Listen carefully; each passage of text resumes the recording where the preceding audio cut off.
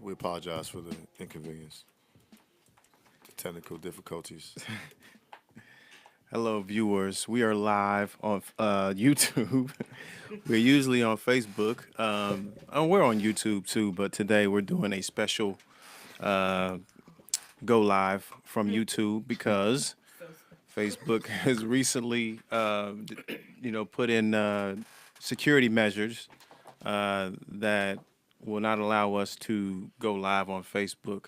As you all know, they're trying to implement a lot of security measures to keep, other countries from just, buying ads and all this other stuff. So they're really working hard to make it safer for us to surf on Facebook. So we have to applaud that. But today we are going live on YouTube. So if you made it here, thank you. We applaud you for doing that. Some people are going to complain. We're going to get a lot of inboxes. And we apologize in advance. Y'all should have known that they was going to do all that privacy stuff. Going off like, Yeah, it's a couple of extra steps you got to take, but we see y'all coming in. A few of y'all made it, so just keep sharing and letting people know. This is temporary. We'll still be on YouTube, but next week, hopefully, when Facebook. We'll still be on the Facebook. apps catch up to Facebook's new change, we'll be back going live on Facebook. So just let your people know that we are live right now on YouTube. We have very special guests here today. We are, as you all know, 2018 is a big year for politics, the primaries, voting and everything. We're going to try and cover a wide range of things in regards to politics. Feel free to interact with us and leave comments and ask questions. We got a group of people here that are going to try and answer them as best as they can. So starting here, I'm your boy Ray E. This your boy P. Wills. And this is Ebony. Ebony in the building, Welcome, y'all. everybody. Yeah. And my man Brishon Bond is in the building. Ashley Gurvits, Hello, hello. Adrianne Slash, Oh, hey. and our man Abdul Hakeem Shabazz. You have to say it like that. Your circle is now complete. What'd you say? What'd you say? In the mortal words of Darth Vader, your circle is now complete. Man, it's okay. So we 2 years in. All right, we 2 years in. There was an awakening. Sunken place. There was an awakening, and I think that awakening was for good reason. I'm glad that it's woke a lot of people up. People are starting to pay attention, and to be honest, 26% of America put Donald Trump in office. That tells you that a lot of people didn't vote. A lot of people probably didn't care to vote. They just weren't concerned. Or a lot of people just didn't like the choices that they had. Absolutely, that And they too. went That with too. what they got. Absolutely. So there seems to be Good this separation of people and politics. A lot of it is because it seemingly have gotten out of hand.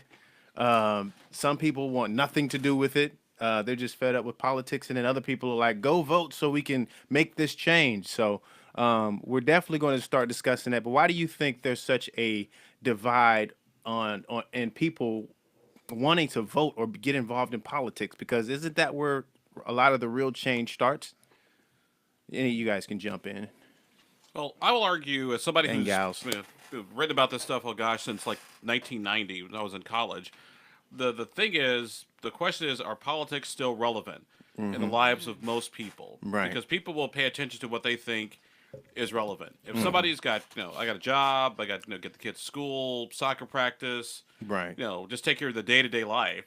What somebody does in Washington, D.C. or at the State House or City Hall most times does not seem relevant, to those individuals. And if it doesn't seem relevant, then they will just sort of tune out and it becomes noise. Also throw in the fact you have the 24-hour news cycle and the chatter class that has to fill things, over and over. So every little thing is now a big blown up news story. Throw up social media where people are arguing all day and getting personal. Sure. I mean, if I'm a regular person, I have other stuff to do. Right. And so I would just tune all this out, pay attention when I need to pay attention to it, and then tune it back out again. Absolutely. Adrian, what are your thoughts on that? I mean, I'm pretty much in the exact same place that Abdul is. And you look at generations that were fighting for our right to vote. You look at different classes and different people who fought for the right to vote, and they really cared. And then there are the rest of us who are just like, yeah, they did that. I read that chapter in the history book. Okay, great. So I turn 18, I can vote. Okay, what does that get me? And so if that's like the mindset of the millennial, Right. Until 2016, it becomes like this thing where you're like, okay, does it matter? Kind of. Do I know a person? Do I really know what they do? Because most of the time, people don't know what Absolutely. their elected officials actually do. They don't know that it's a real job Mm-hmm. and that it has, objectives and it has goals. It has real work that it has to do, and they work for you. Is it fair to say that people are spending money in the wrong place, like politicians, because there's still a lot of people who don't know who's what and who's doing what? So who are these ads targeting if they're not getting to real people? Well, Now- they're getting the They're real getting the real people. people. They're getting the people who pay attention to the people who get Yeah. involved. Now, and here's something else to think about too. In a reverse way, most politicians don't want you to come out and vote because they want their people to come out and vote because they know how their people are going to vote. And so there's a theory behind negative campaign ads. Yep.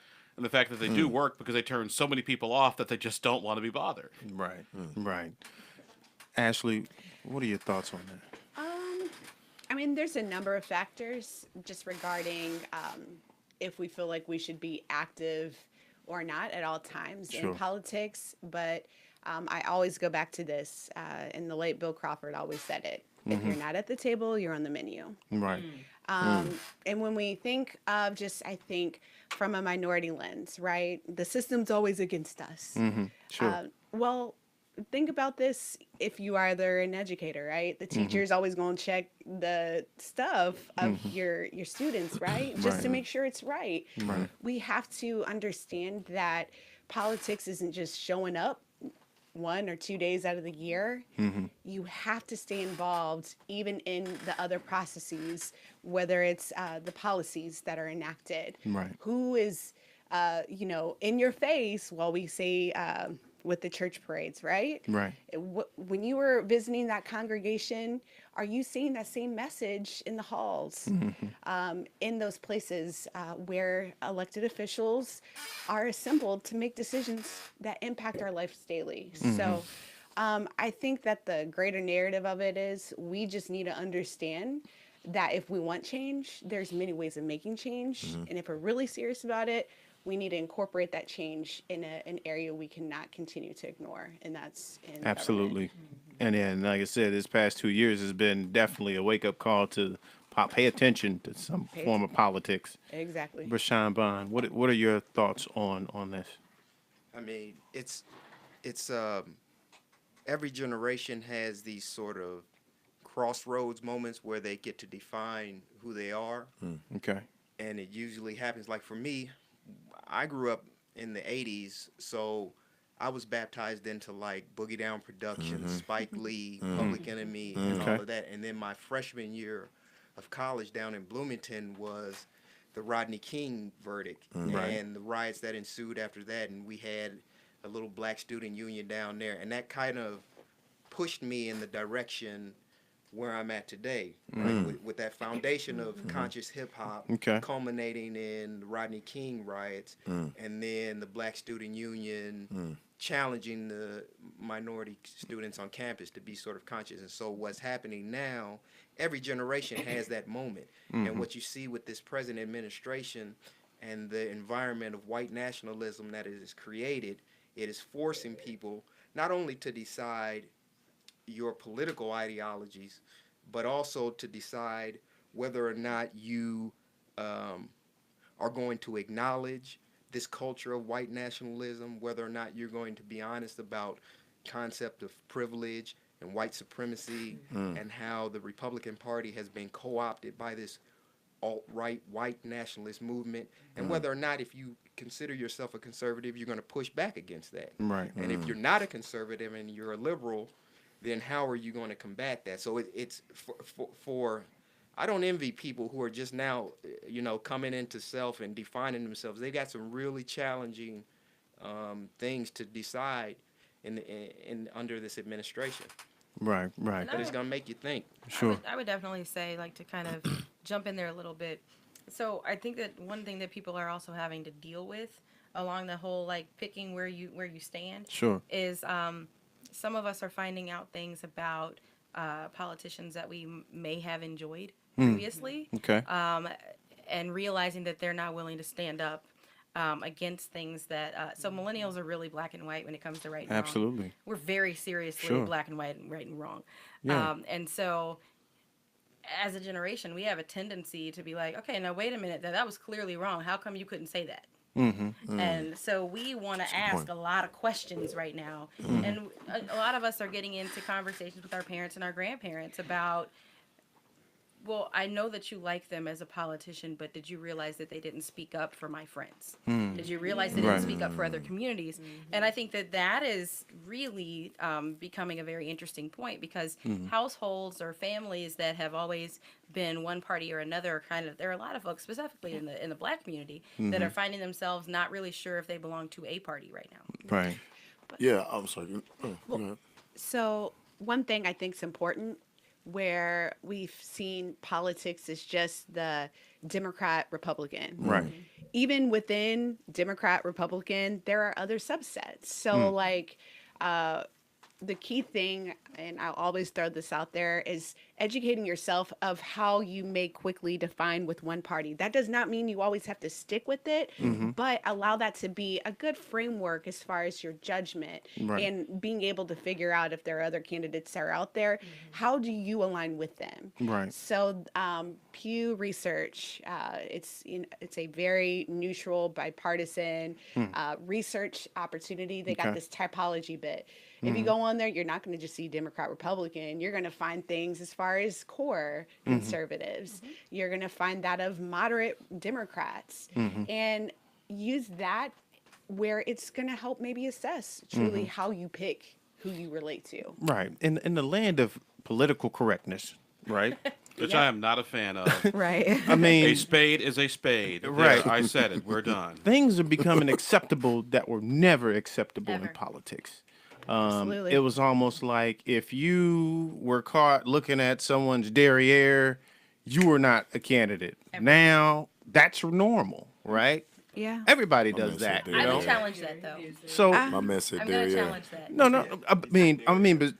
I'm being sarcastic. No, I hear exactly But, where you are. yeah. So before we went live, I was saying that I think we have the next three political cycles that will decide Right. if that's really true or not. So if that's really true, then any candidate should be able to act that way. But I know so- that I couldn't as a candidate. You know, so I think that we've got the next couple Unless of, you were promoted by a certain individual. or I don't it- think that that's even the case. I mean, y'all just glossed over him. I mean, yeah, let's He just said keep it derriere. real, man. Let's I just like- keep it real. He did say we, derriere, you're we right. have. I mean, we, y'all haven't heard derriere since French since class. yeah. Well, I could have yeah. said ass, but I was very Yeah. nice. Yeah. I mean, mean, y'all with just all glossed. these I mean, censors y'all just anymore. glossed right over that, So man. actually, Go no, ahead, I I'm haven't sorry. heard derriere since like high school French That's class. why I said French class. Yeah, I mean, For I mean, sure. he said Don't. derriere. Yeah, don't. But That you know, there y'all is a just nice glossed all over derriere. that though. derriere. but I mean, y'all glossed over. on, I'm sorry, go on, ahead. on the That's the real. next song. What we are seeing,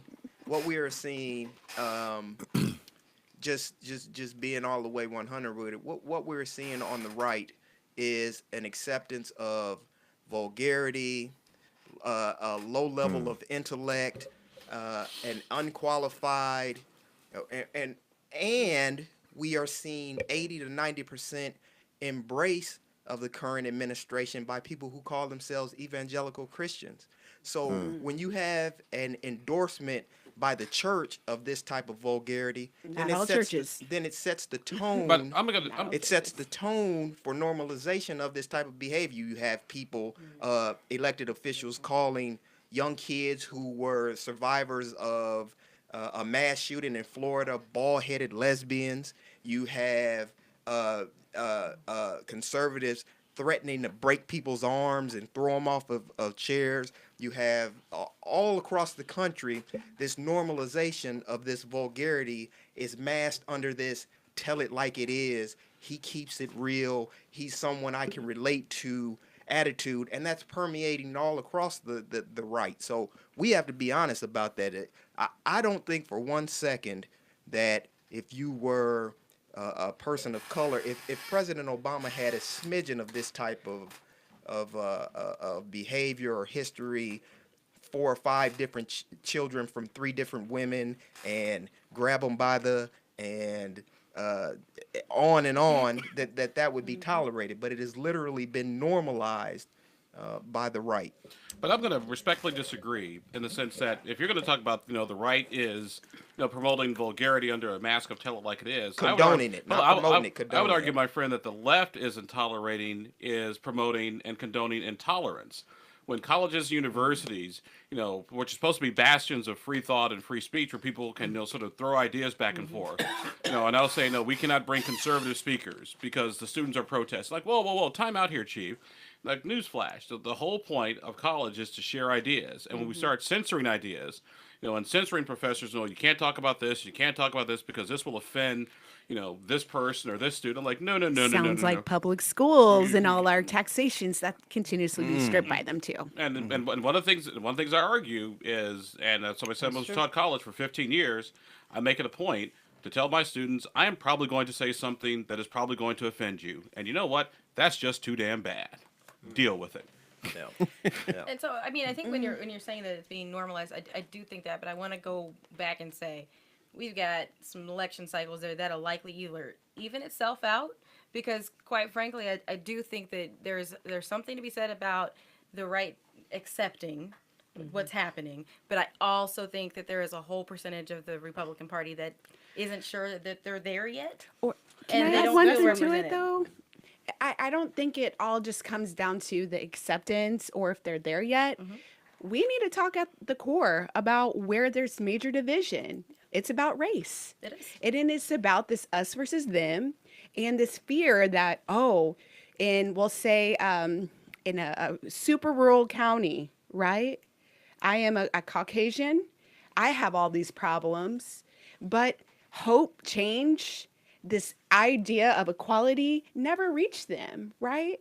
So out of anger and fear, because of race being thrown out there in this inclusive aspect, that has also pushed people to go to the polls and vote the way they are. They're voting out of fear. And it is because literally we are not doing justice to society by educating them what the processes are of democracy so that when they get in, we can actually have that fair balance. Where are we talking about in the community about the educational process, the basic civics? We're not getting it in the classroom, are we? I'm going to fundamentally disagree with that, because if you go back and look at the data in 2016 and look at the places where Hillary Clinton won and Donald Trump won, these are actually the same place that Barack Obama won 8 years ago. Out of fear. No, it wasn't out of fear. I mean, They weren't included in the process I mean, of no, hope change. They wanted hope change. the people who the same people who put Barack Obama in office in some rural areas, because Barack Obama won Iowa. The Iowa, which is 98% white, used to live there in the Quad Cities. Barack Obama, a black guy from the south side of Chicago, wins Iowa because he's got a message for people who feel disenfranchised and feel disconnected. Fast forward, 8 years later, those same people flip over because they say, hey, we don't feel like we've gotten X, Y, Z and to share in whatever benefit bounty. But that is more, we are in the middle of something that hasn't really happened in this country since 1960. We're in the middle of a fundamental shift as to how this economy works. I was watching this is going to sound really weird, C-SPAN 3 of all things. How did you find it? How did you Nothing find else it? had to be on TV. Yeah, I nothing don't even know else. how you got there. Sunday night, C-SPAN 3. It was actually a couple of years ago. They were rebroadcasting the Democratic presidential debate between John F. Kennedy and a guy named Hubert Humphrey from Minnesota. Humphrey, yeah. And it was a West Virginia debate. And Shout out to West Virginia. Yeah, no, exactly. And the question was from the moderator, senators, we have, what do you say, to the American worker who is losing his job to automation? And the thing that came out of both John F. Kennedy and Hubert Humphrey's mouth was, well, the first thing we need to do is make sure that every American has a high school diploma. Because without a high school diploma, your options are going to be limited, and the Americans will not be able to keep up in a modern, changing technological world. That is what, 50, almost 60 years ago? Take out high school diploma, put in post-secondary education. Yeah. Nothing fundamentally has changed. Well, Hold unless- on a second. I'm almost done. Except the way we produce wealth, the way we produce technology. Once again, more technology in these two things right here than send a friggin' astronaut, to the moon. And change scares people. And I remind some of my conservative friends, you're more likely to lose your job to automation than to some guy in Mexico because guess what? We've automated our factories because our factories now we produce more with fewer people and have fewer accidents. But once again, I will go to you. Fear is a very powerful motivator because it's a lot easier to blame somebody who lives hundreds of miles away for your problem when really it's not them. Did fear win this election for Donald Trump? I would say gosh, yes. I would say actually there are a lot of people believe it or not. Hillary Clinton was not very well liked. Right. And- Hillary. I Well, we know why honestly- now.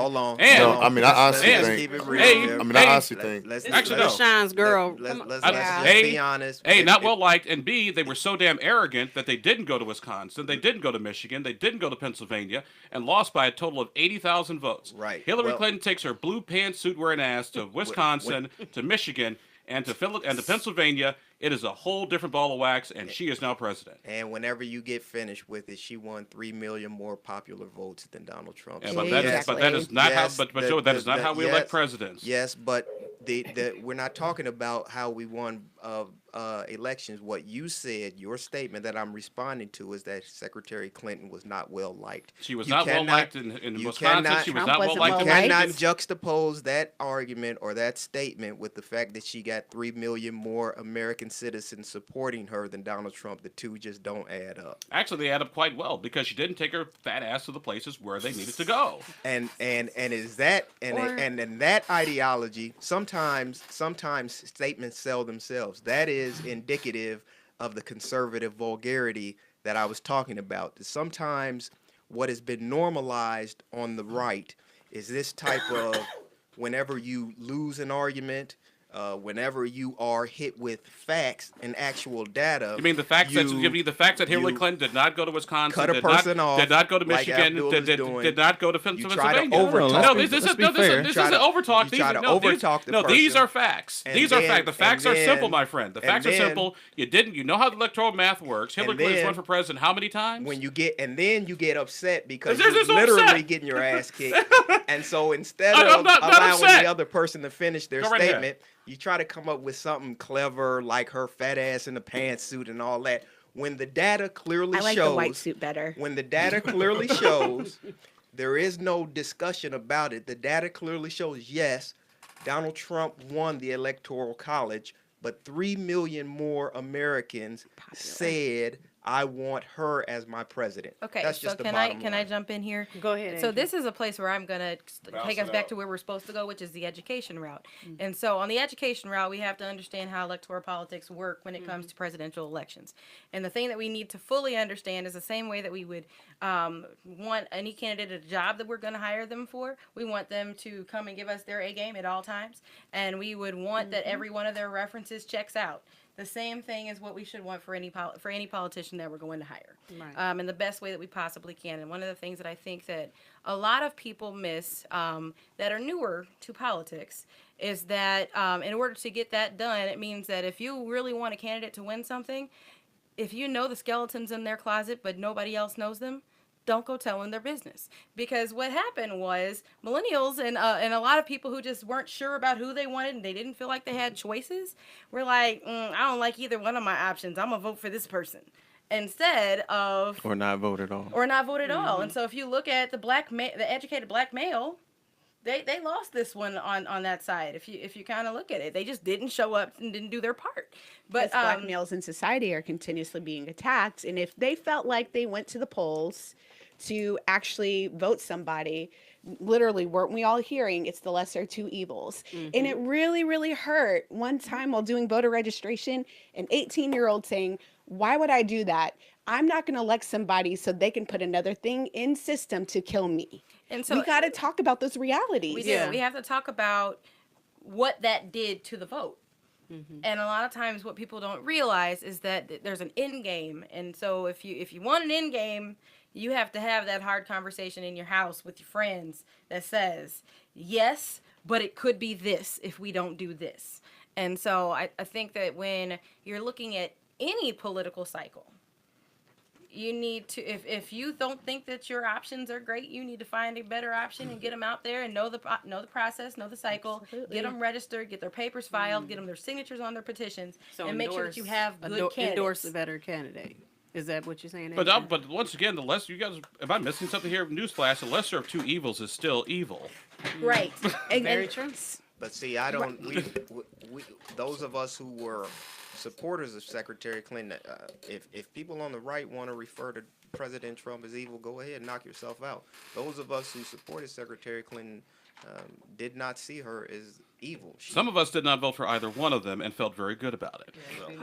Or if we come back to the aspect of it's the lesser of two evils, for those that are educated of the processes, what are we doing to help make sure that educational bit changes that narrative? And hopefully with Right. all of these things that are going on right now, that there is parallel efforts to make sure, and with all this propaganda, persuade me here, persuade me there, oh, I only see you once it's election day, that we are educating the blocks of various constituencies to know what is their way of getting whoever they want in the process. And to go off of what Adrian was saying, if you don't like a candidate, don't sit out.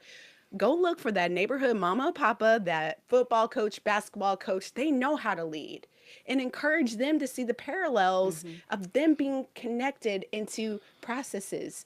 Now, does that mean, are they going to be able to cite an Indiana code or some federal code? Maybe, maybe not, right? But it's at least inspiring a new block of people to consider the aspect of having a life and impact in politics. I got a question for Brishon. If I was the black male that Adrian talked about, And I love black males. black- Don't get me wrong. No, I totally But when you look at understand. the I get data, it. that's what If that's I what was happened. the black male that happened in Adrian talked Ferguson. about, and I They looked didn't at Clinton, elect a sister.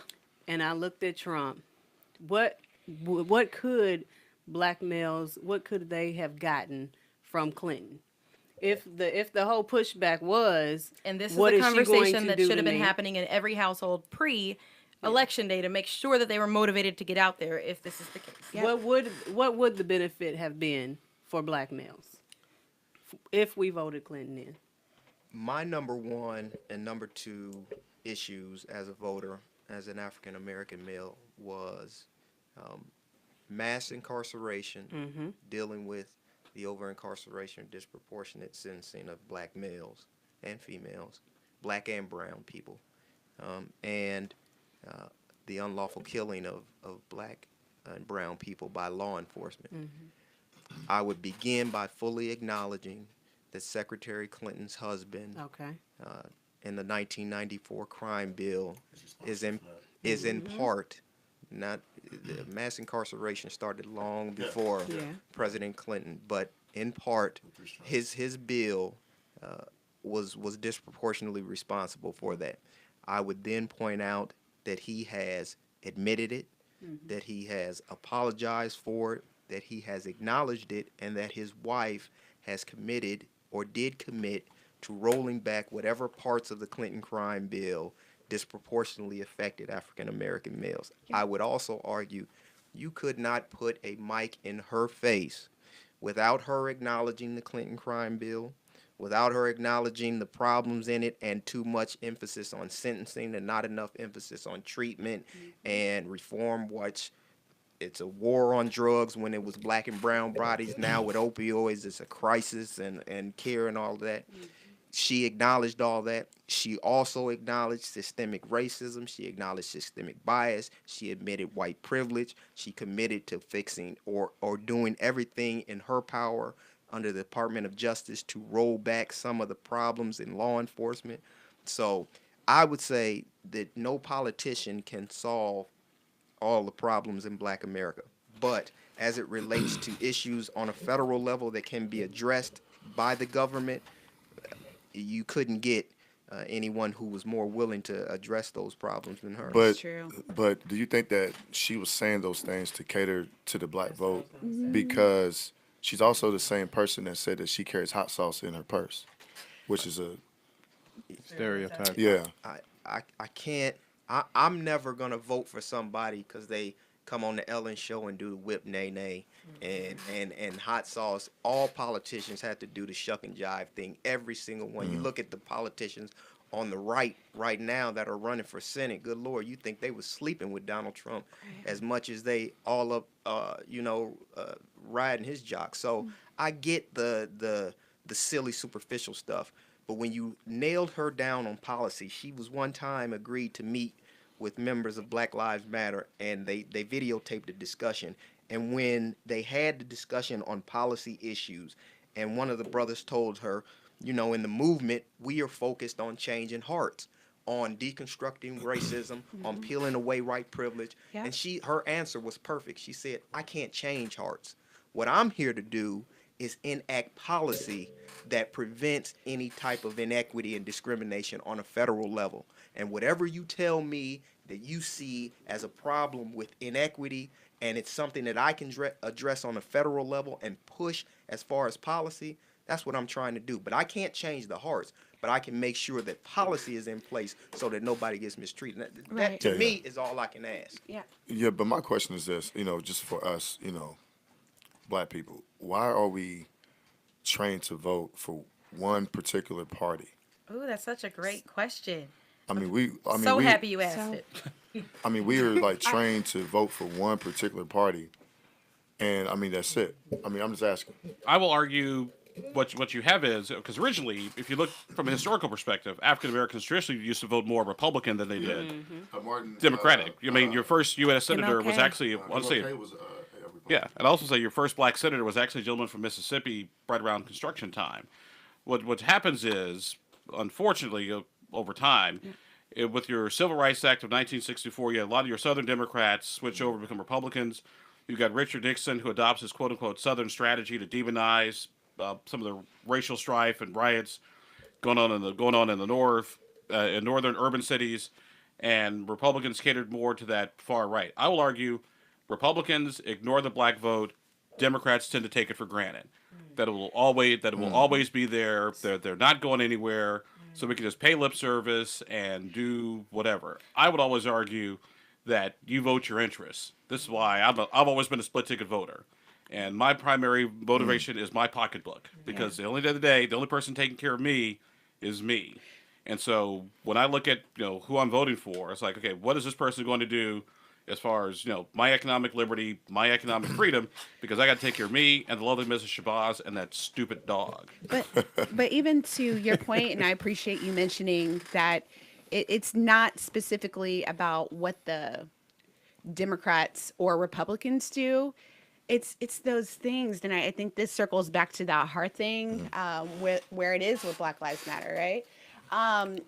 When it was Bobby Kennedy and then JF Kennedy, when we were looking at the move to get the right to vote, there was a lot of anger. Not everybody liked MLK, but at the same time, who helped get MLK free? Who was also from the narrative as far as LBJ and moving even further, integrating the ideas of what was pushing the change in society to get blacks involved. But even, and I'm sorry, I didn't mean to cut it off. No, you're good. But even to that point, I think why I keep again stressing the importance of education to help be a parallel to our feelings is because that's what's going to help encourage us to be accountable to who is always in our face. I don't want to just see you by election time. And guess what? I need to see you beforehand as a party on both sides. What are you doing as far as the recruitment, retainment, and advancement of minorities within party? But all circled back to what are the principal philosophies behind what parties stand for. Some may not feel certain ways, some may feel another, but it all goes back to that.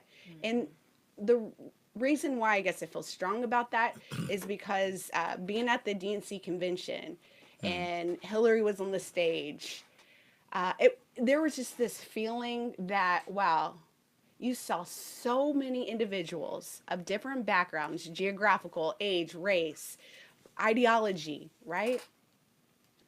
And each and every one of us had our own means that made us feel compelled to be active. I couldn't help but to realize just a few speeches beforehand was Mothers of the Movement.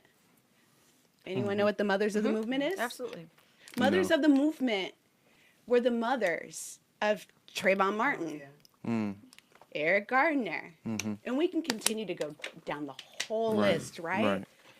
But the mere fact, that was my connecting moment, because when Trayvon Martin happened, that's what made me realize my anger and frustration of wondering why certain policies such as stand your ground were in place. Who are those individuals allowing people to put laws in place to unjustly let people free? And so, So sorry, go yeah, ahead. that's, I mean, some of those things we really got to start considering. Yeah.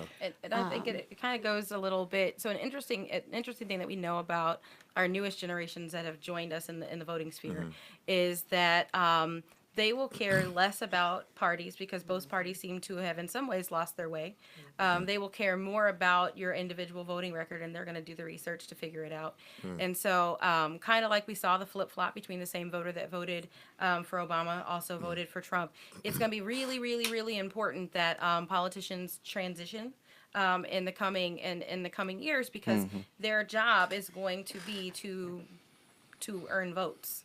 And I think that to answer the question that you originally asked, once upon a time on an election day, I was handing out material on the outside, and I handed out a piece of material as someone was going in, and they came out and they accosted me and they said, "You tried to trick me into voting for a Republican.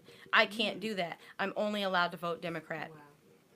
And so I just want to say this to say I have had a fire and a level of passion inside of me ever since that day, because quite frankly, I think there's something that we should all consider, that if we have a right to vote, we only have that real right and the true freedom of that right to vote and that full experience of the right to vote if we are actually choosing our people and we are voting them based off of what our interests are, and being a true, educated, active, engaged voter, versus I was taught to fill in the D at the top and then slide my paper back through the machine. Yeah, because I mean, I think that's. I'm sorry. Go ahead. No, and to tie into that, first of all, in your education part, I agree with you wholeheartedly. And by the way, when the Civil Rights Act of 1964 passed, it couldn't have passed without Republican votes. That's true. Because the Democrats did not have Integration. enough to get it done. Can I?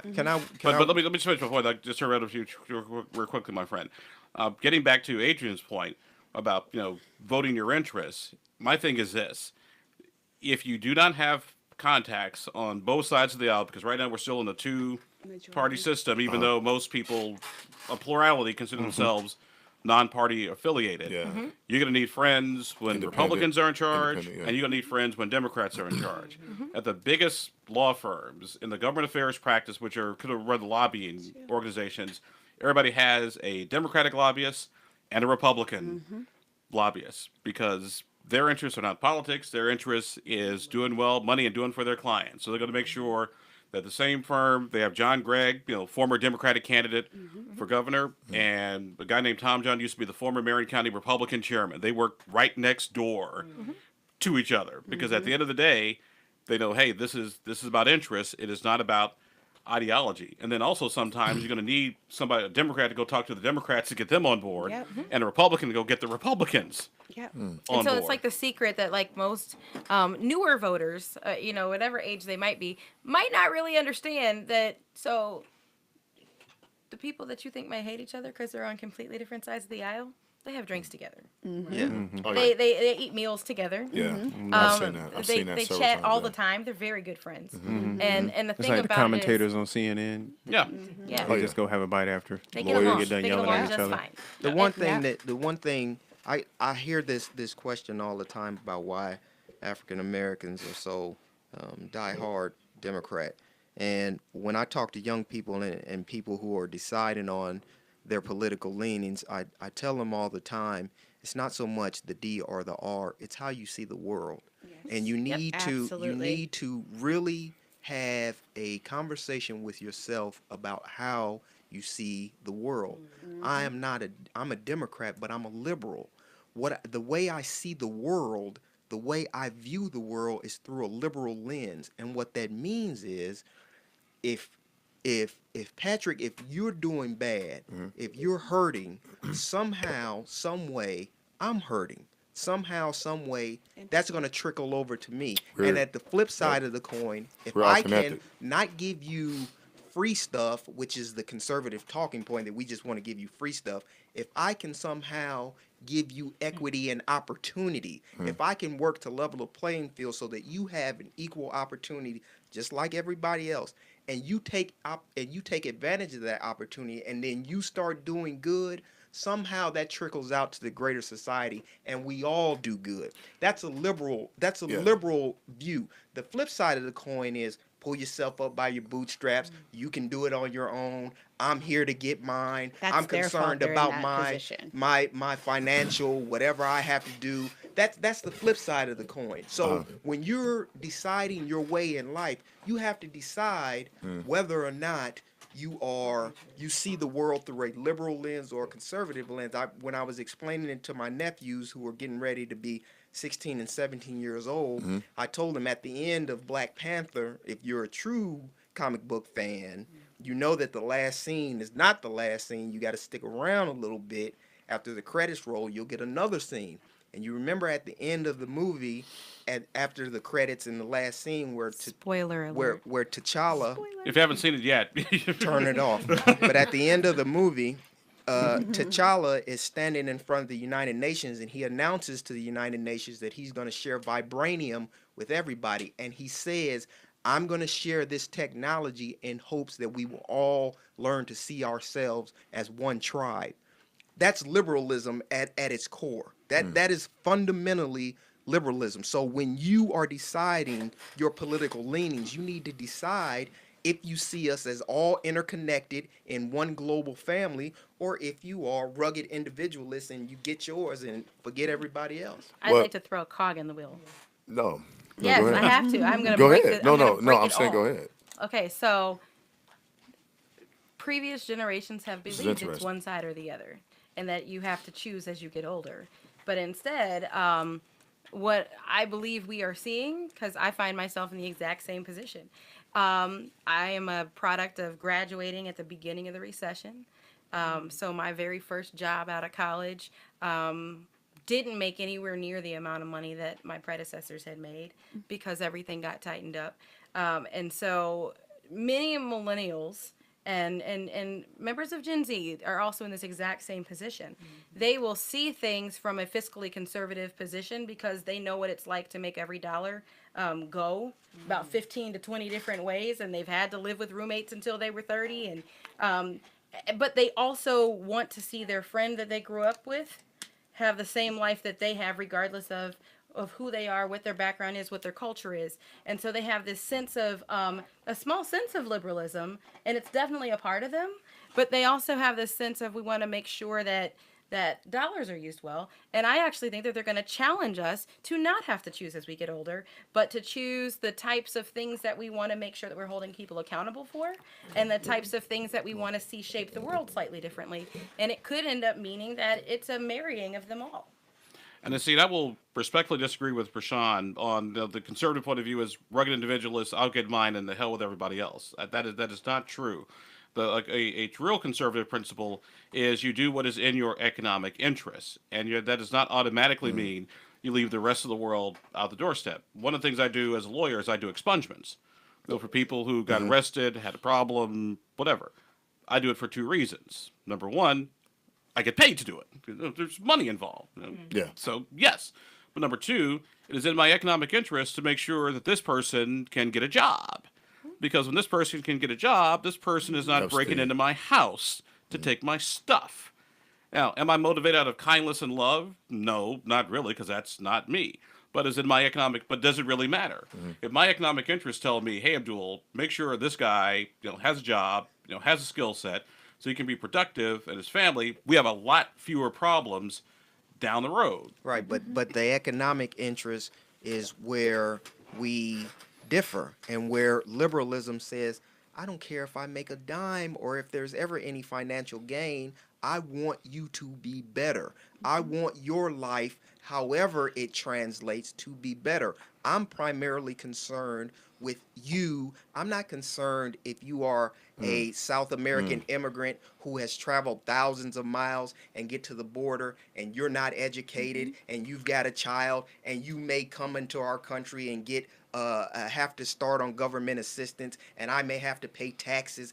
I don't care about that. I'm concerned that you are fighting for a better life, and as a human being, as a fellow human being, as a child of God, it is inherently in me to see that you do better in life if I don't get a damn dollar as a result of you being here. The fact that you see- have come and succeeded is what separates liberalism and conservatism. I disagree because I would make You the just argument. said you did. No, You but just hold on a second. said you No, do expungements to get a dollar. But I will argue this. I would look at that same woman with a child. It's like, okay, instead of you having to leave your home country, let's see what I can do using free trade and getting you a stable government so you don't have to leave your country. So you have a better life, because I don't believe people should not have to leave their homes, unless absolutely necessary to get a better existence. Well, that But- kind but- of ignores the great migration from England and coming over here and raping and pillaging this country for its resources and taking over this country. Nobody said stay in England and leave Africans in Africa, but now that it's black and brown people who are coming and searching for a better life, now it's stay at home. We'll figure out how to make your homeland better. But when people were fleeing the persecution of England, and practically wiping out what we know as Navajo and Seminoles and Cherokees, it wasn't none of that. Let's make England better so we don't have to leave. But come on, man. Come on, it comes down to this one question. What is your number one motivator? Exactly. Economics or social? Economics. And so for Do me, you think All you right can then. have both though? I was gonna say, I believe both. I'm a balance of both. Not But in at- today's party, but if not in you- today's Republican Party, you if for can't. instance, and this goes back down to the Matrix, blue pill, red pill, right? Where's the purple pill? Right. Where's the purple? And maybe it's I'm coming, about the right? purple pill. Yeah. I would prefer to have a purple pill.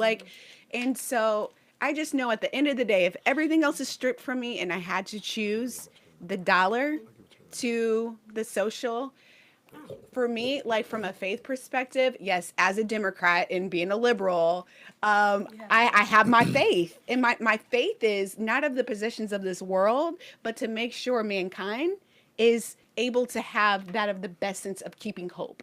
And keeping hope means me being man to man, empathizing and understanding whatever is needed to help elevate them to it. Me handing them a dollar and giving them no instructions isn't helping. Right. And I respect any other side of it, but for me personally, that's what it is. And just again, I'm going to continue to throw it out there because it's been missing so much in society. We got to take what our own personal experiences are that connect us to either one, go teach somebody else to see and make that connectivity of how they move. Well, speaking of teaching, I would love to stick around. Stay for about 20 more minutes, man. I got a Yeah. final to give You'll be tomorrow all right. morning. Well, be I all was right, just man. gonna 21 say minutes. that, I think that to kind of walk my line, take us back to the educational piece, right? So all of these things that we just talked about are individual opinions, perspectives, viewpoints, kind of vast grasps of where ideology kind of lies, right? But every person's life experience is completely different. The different things that they interact or that they encounter in their walk of life is completely different, and that's the reason why when you are going to a ballot box, it is your job to actually know who you are hiring. Absolutely. And so it is vastly important that you understand someone's point of view and perspective on issues long before you just go and mark one. I would argue that there is never going. I haven't in the time that I voted, and I don't know anyone if they really feel this way, but I'll just say it. I have never felt comfortable with an entire slate that a party put in front of me. And I think that it is vastly dangerous for people to believe that a party can tell you, here, just do this, and to trust that. And so I think that it's... And I'll piggyback on that and do you one more. I've always been a firm believer that straight ticket voting should be illegal. And we got really close to losing it here in Indiana. Was it like 5 years ago? Yeah. We got that you so should, close. That you should have to go through... Obama won Indiana one of the years. One, 2008. 2008. Yeah. But you should have to go through every name on the ballot and pick who these individuals are. Now, this doesn't mean you can't vote for all Democrats or all Republicans, but at the very least, you should have to look at who is on the ballot. And if you want to vote all Democratic, this is America. God bless you. Knock But- yourself out. If you want to vote all Republican, go right ahead. But this whole straight ticket concept, I think it enables lazy voters.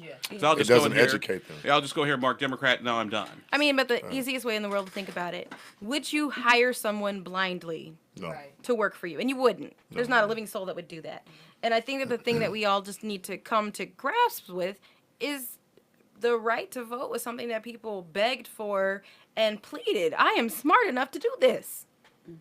And so we do our previous generations, we do our legacies no justice. But If we don't take the time to say, this office does this for me, and I would like to be able to interact with them and them to respond back to me, I'm gonna try, right?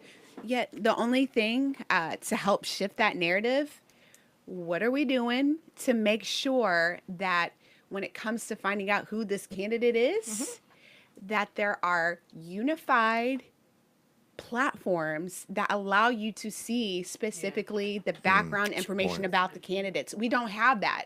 Like, so in means of maybe getting to that purple pill solution, right, is assuring that with every candidate that there is, again, some link way of making sure people know how to be ready on who they hire. I would say, because we're not there yet. I think that there's some important things that we should be doing. So if there are not gonna say if this primary season, there are candidates that don't have websites. There are candidates that do not have Facebook pages. There are candidates that you literally could not find if you tried. Try to reach out to their party and see if they have a way that you can communicate with that candidate. If you still can't communicate with that candidate or find that candidate somewhere, that can go into your opinion of the candidate. And to piggyback Absolutely. on, and to So piggyback right on- now it's not a requirement. no, No. And I So would- So you're Limited saying requirement. the purple pill is to make it a requirement so that we have the education. Actually, I don't think it should be a requirement because Okay. you know what? If you're a candidate and you want my vote, Okay. this like You'll earn to go back to Yeah. Adrian's. You would not hire somebody sight unseen. Right. If I'm not willing to give you my resume, which is paid, I see what you're saying. pay Then why would you $2, vote for go it? to GoDaddy. Why would I mean, you, I why get would you that pull- too. I think, but the one thing at all is if we are requiring that of a filing of a candidate and who's going to be on the ballot, there should be some type of way of knowing how you can contact with them. Sure, you can go ahead and contact a county party, a state party, all of that, right? But say, for instance, I contact a county party, but my county party is not the preferred slated county party. People are starting to get messy and may not give that information of candidates out. Oh, that's So true. that's why I'm saying from a perspective that if you get a name, there needs to be some way, form of contact that's available so you can ask directly, what are those things that move and motivate you? How do you reflect the process? and Right. me in So it? we're not in a perfect society at this point when it comes to that. Yeah. Candidates that really want you to know about them, they will get their information Absolutely. out. Candidates that are just kind of on the ballot or not really sure of how this We call them placeholders. Yes, if they're a placeholder Placeholders. that hasn't thought their way through it, they're going to be someone that you might not be able to reach. And guess what? They probably should not earn your vote. Like Absolutely. it's Yeah, kind of I a feel way you with that that works. too. But When the you most fill out a ballot, you don't have to fill out everything. You sure do not. Some people No, under no. the impression that it's like a quiz or test. Yeah. If you You look miss at something, you're gonna get an F. So look Yeah. at You do have 2016. to declare. Look at 2016. Republican, In Democrat, 2016, Independent. Curtis Hill was the number one vote getter in the state of Indiana. Yep. Which and his numbers were so different that you could very clearly see that there were there were thousands of people that did not vote for everyone. If you could see the variance between the people that were out there, and so people really know that part. And in Hamilton County, for example, to piggyback on Adrianne, Donald Trump was actually the low vote getter in the Republican stronghold of Hamilton County. The county auditor got like 50,000 more votes than Donald Trump did. The more you went down the ballot, actually the more votes the person got. Todd Young got more votes than Eric That's Holcomb. interesting, Yeah, yeah. just going down the list. So, like Adrianne said, there's nothing that says you have to vote for, everybody. You know. Yeah, and I think that you should use your savvy. And so, my degree is in political science, so I might know how to read returns. I know to go look at financial reporting. I know to figure out how to figure that out. Facebook has tried really hard to make sure that we know how to find our actual elected officials when they get elected. It's the town hall feature. So if you don't really know where that stuff is, and they also will tell you what your representatives have done this week. Like they'll show you news articles that go with those people that represent you. And so. And so if you're trying to learn this process, it's a great place to start. And you know what? And sometimes voter, this is going to sound really crass, but this is my master's thesis. Voter, heal thyself. Get off your butt and go look. If you can get on your phone and find airline tickets on Expedia, you can go find a political candidate. Yeah. And I would say this. I think that it's really important, while the system is not perfect and you can't reach everyone, to just do the best that you can, get as many answers as you can. Larger races, you're going to have candidate forums. Most of them now will have a live feature with social media. You're also going to find people that don't get to participate in that stuff. So say you have a candidate that is the preferred party candidate in the party of choice that you're a part of. Find out why the other candidate didn't get there. Understand if the other candidate didn't get there. I think it's our due diligence to understand. Yeah. We have multiple races in the state of Indiana that have that are on your ballot here, specifically in Marion County. Whether you're talking about the top of the ballot to the bottom, it's your due diligence to know who you're voting for, why you chose to vote for them. If you're going to let someone tell you who it is, or if you're going to figure that out on your own.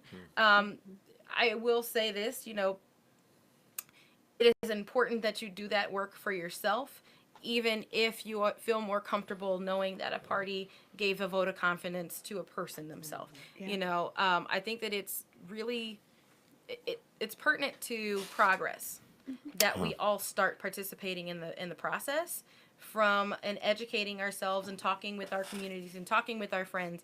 My phone has rang countless times in the past 3 weeks with people saying, "So Adrianne, tell me about who is this person? The primary process. Yep. And can I vote for? All the time. Can I vote in?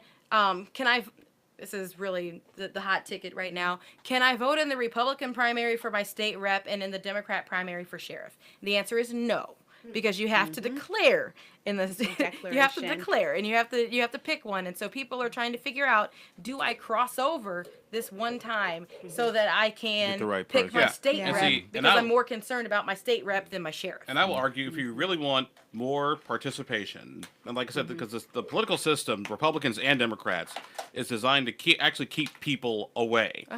For example, when people talk about, why aren't millennials voting in a primary? Well, millennials don't like to pick political parties.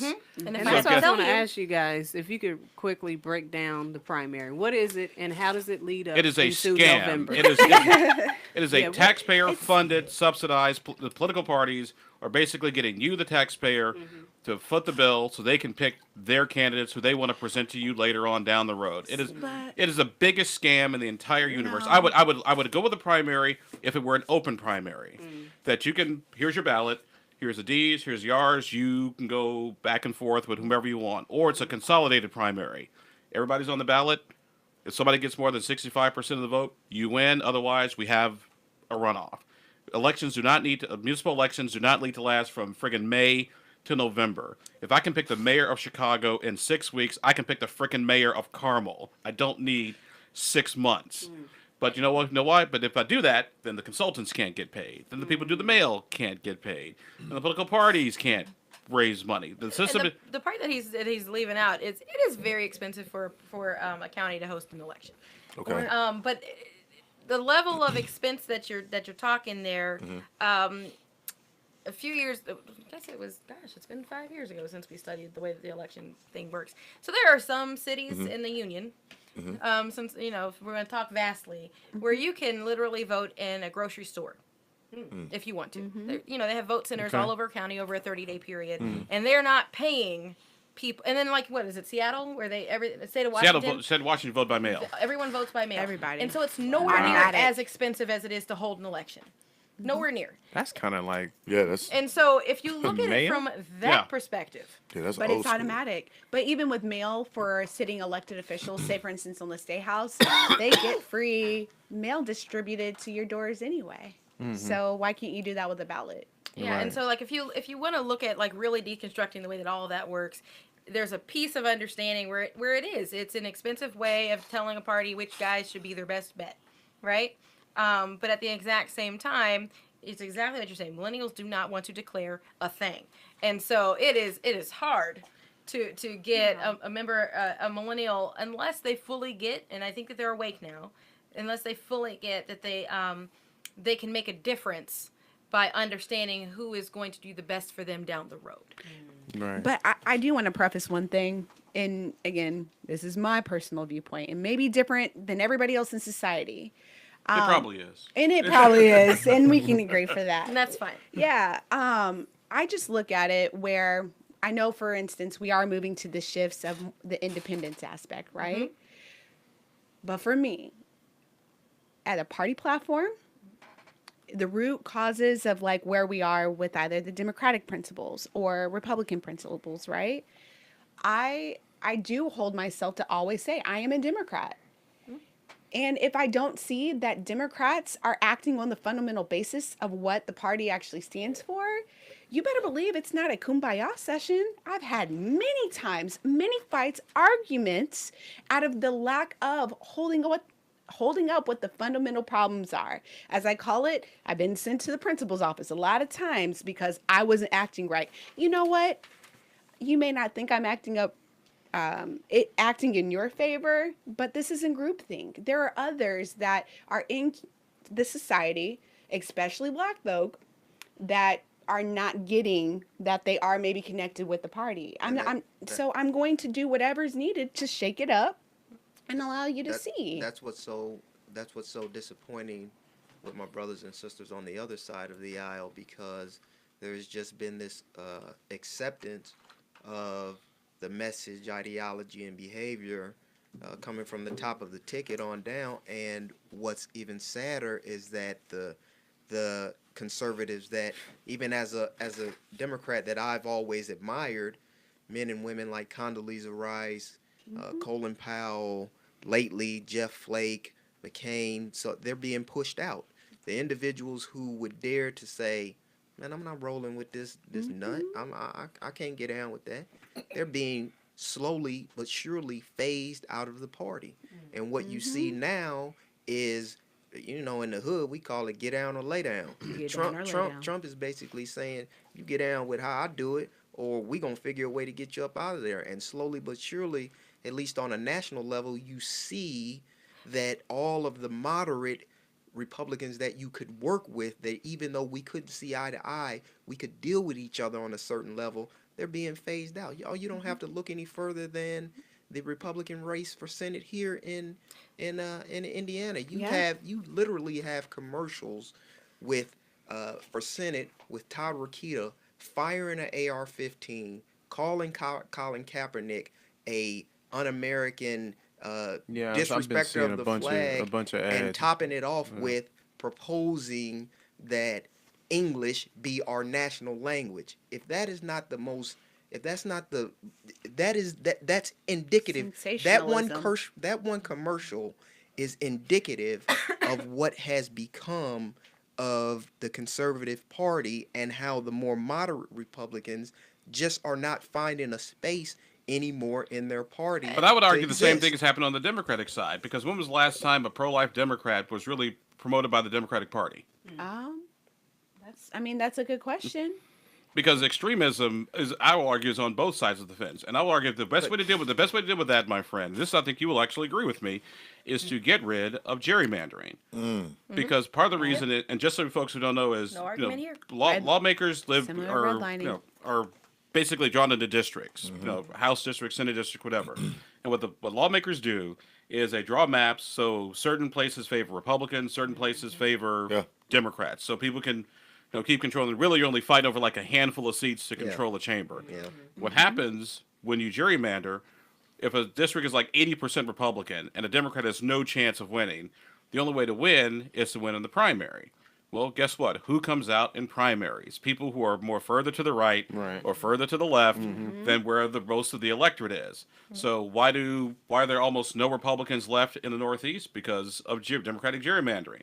Why are there almost no Democrats left in the South for the most part? Because of gerrymandering. So what happens? You get people further to the right, further to the left.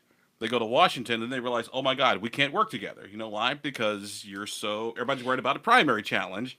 So I got to get as far to the right, as far to the left as humanly possible. You get rid of gerrymandering, where you just draw the lines and the lines fall where they may. And so I think that That I agree with. I agree with. I think we all agree on that, but I think that to kind of also take us a step back, instead of looking at your moderates bowing out, because I don't look at it as getting rid of them. I look at it more as a I'm not about to play this game. This is ridiculous. I don't want my name on this. I don't want to be a part of this. Like, this isn't for me. Politics was fun the other way. This isn't it. I look at that as an opportunity. And so the thing about it being an opportunity means this is time for candidates or for people that communities want to represent them. This is their opportunity to get their head in the game.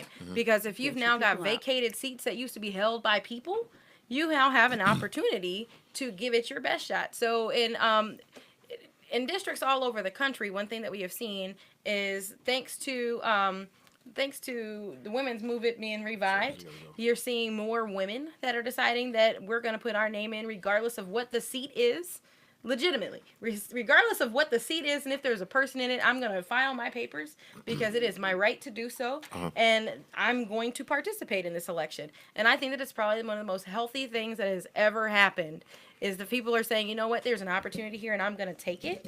And I personally believe that the more people bow out, the better opportunities we're going to have, because it means that you've got a chance for new voices and new thought. And I do believe that we might actually get some more Here's people my last, interested in the purple pill. I was going to say something. I was going to say, why is it important for people to vote locally instead of looking at it nationally? there now. I think a lot of people are confused about elections. Period. They Yeah. feel like if you got to put the big guy in, then he's going to help everybody. But really, you should be looking locally. Yeah. Can you explain and why that's important for people? Government that is closest to you is the government that can reach into your pocket the quickest. Yep. The biggest consumer of your local property tax dollars are your schools. That is a fact of life. Schools take about 60-70% of your property tax bill, and most people have no idea who's on their school board. Yeah. That's The a people who problem. consume 70% of your property taxes, no idea Yeah. who they are. And President Trump isn't going to deal with your potholes. Nope. That's city council. And heck, neither will Mayor Joe Hogsett most days either. So You concerned with the deplorable condition of the city jail. You concerned with transportation. You concerned with brothers coming home from incarceration and not being able to find employment. Those are all issues that our local government is supposed to address. And you're hiring people to do that job. Right. And so, never think about it as you're electing someone. Try to always think about it as hiring for a job. If you thought about it as Yeah, me hiring too. for a job, you would not take this for granted. Yeah. If you Right. were realizing that the reason that your school's fun, like one quick thing that you can look at. So I live in Washington Township. About 7 years ago, we lost an elementary school. They just tore that elementary school down and are rebuilding another one. Okay, now what happened here? Where did it go? Who was a part of those conversations? If you're paying attention and you're participating and you're in conversation with your school board, or my neighborhood's about to get a new development in the back and they want to create our tiny little quiet neighborhood street into a thoroughfare that goes from a major street to another major street. That's your local government level. Yep. Like, you have to pay attention and you have Right. to participate. You have to go to the zonings. You have to talk to your counselor. You have to get them out there and show them what they're going to see and what's going to happen. But if you're not paying attention to that, you and got guess nothing. what? Democracy is work. It It is. is. Yeah, and you talk It about is. education. so Why do you think that they're not teaching on that level? What the did most Abdul say all important- that time ago when he Right, told right. you they don't want you It's to capitalism. participate? It's money. It's He money. told you. I What's mean, your I win mean, there's nothing number? wrong with money, man. But if you told you. want to, What's I mean, your I feel win like number? Two Face. You know what I'm saying? You know, Two Face Your on Harvey- Batman. so your Harvey You Dent got on one the side, ugly yeah. side. You got the good looking side. always been a good and friend, Bruce. The good looking side. You just The law's always You- been the you- law's you always want been the thing to- of justice. yeah, you want to help. You want to be a part of, and the other side is like, but damn, my pocket's kind of low. So let me just tell you this. Look- So it was. Okay, see how I do this. In 2015, a new candidate was asked, "Why do you want to do this? You're already an active member of the community and a civic leader. Why would you run for an office?" Clever way of asking a question. I know, right? And so the response was, because I actually care about my community. Right. And so to me, your candidates of choice should be the ones who you see in your community in the off season, Absolutely. the same way that you see them in the on season. Right. Right. And I think that that's the big deal that we should be paying attention I to. agree. Yeah, Agreed. and it goes back to this, and I always say it: your voice does not get packed up with campaign supplies, and it's pulled out right before a primary and right before a general. Like it You is should be involved the whole time. whole time. If I maybe should be Generation X here, it's Janet Jackson. What have you done for me lately? Oh yeah, And your candidates of choice, specifically on a local level, whether they win or lose an election, you should still see them. And if you don't, absolutely. Yeah. and if I you got don't, some when they problems. try to pull something else out on you and they want to run for something else, ask them where they've been. Right. But let me ask y'all this though. Just us being black in this country, right? Why should I vote for a Republican or a Democratic candidate? You shouldn't. You should vote for. You the should vote candidate. for the candidate. it's the candidate. That's the only answer that we can.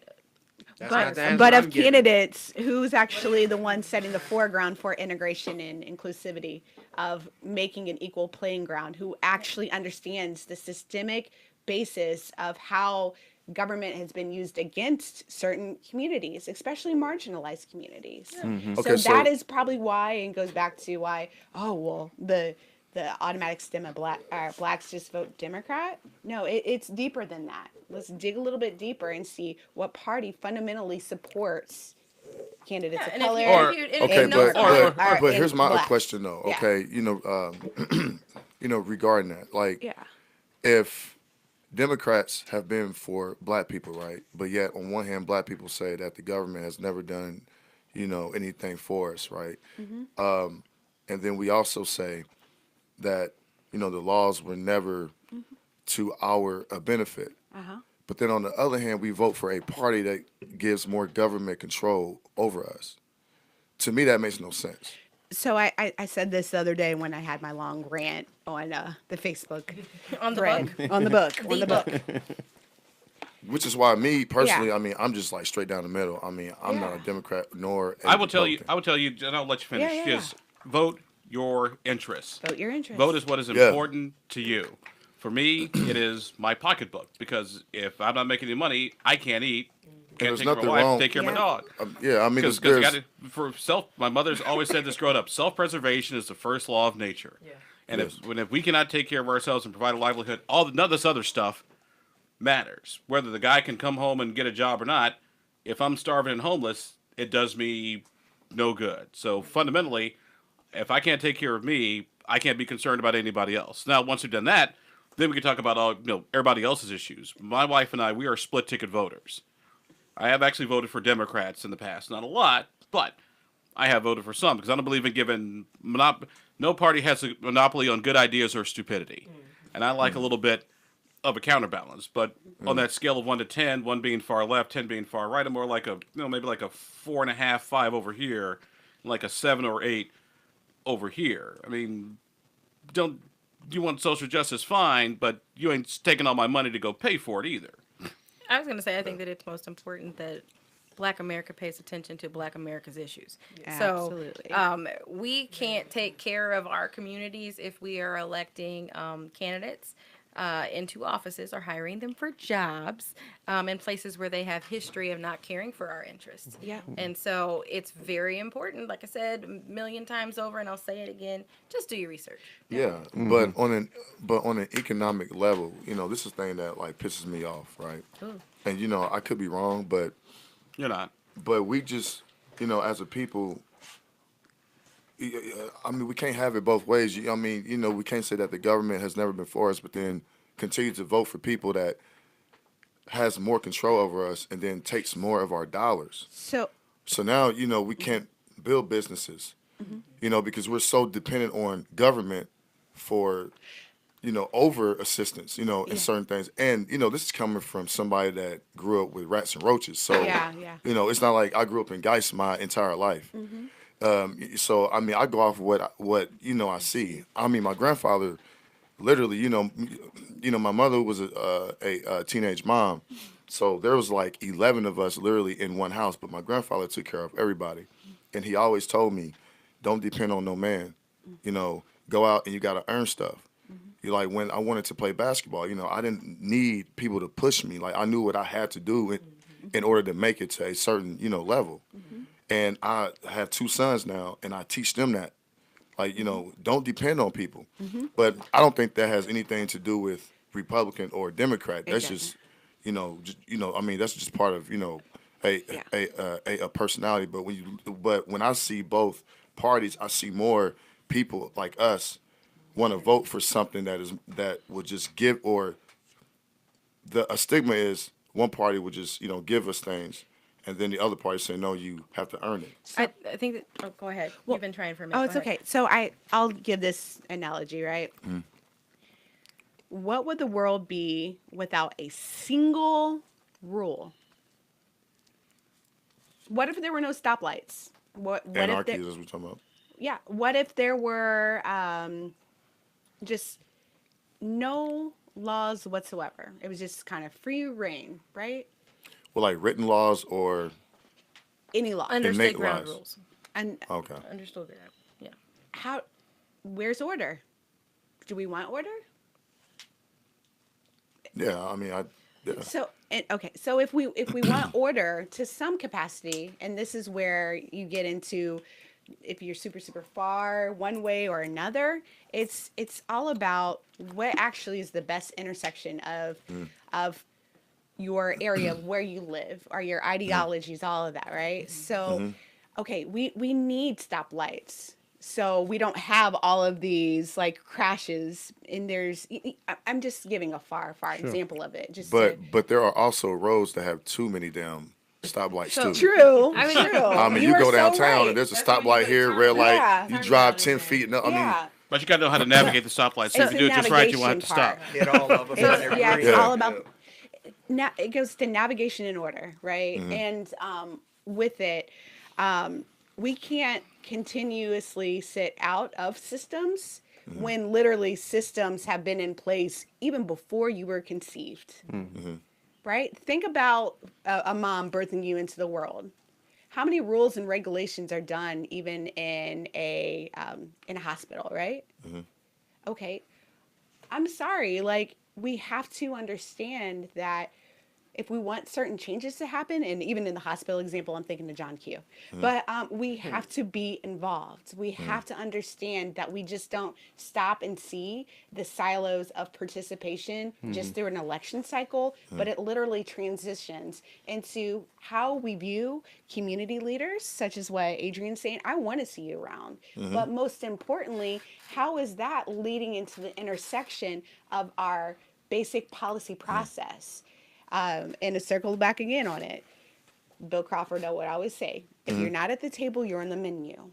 So it is so important, like your grandfather instilled that in you, in other like rules or guidelines to have a good life.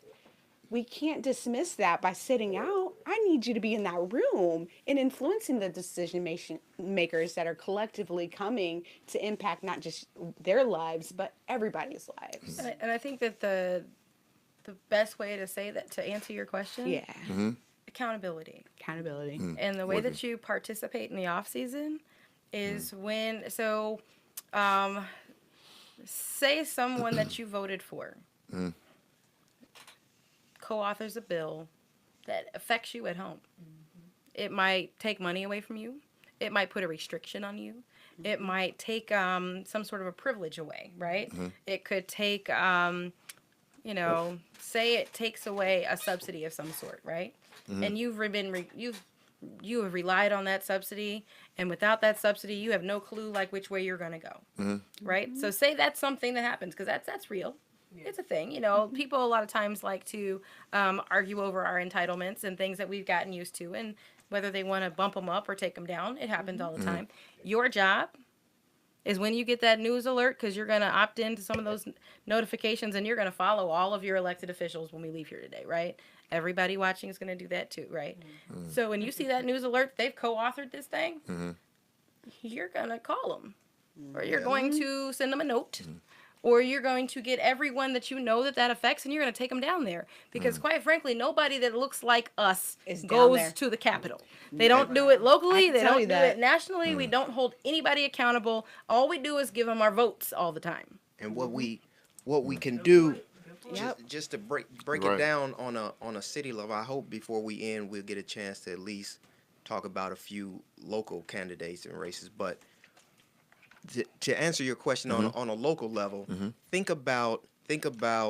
I personally, I don't know if we're supposed to do this, right, but I'm personally endorsing Bill Benjamin for sheriff. Sure. Yeah.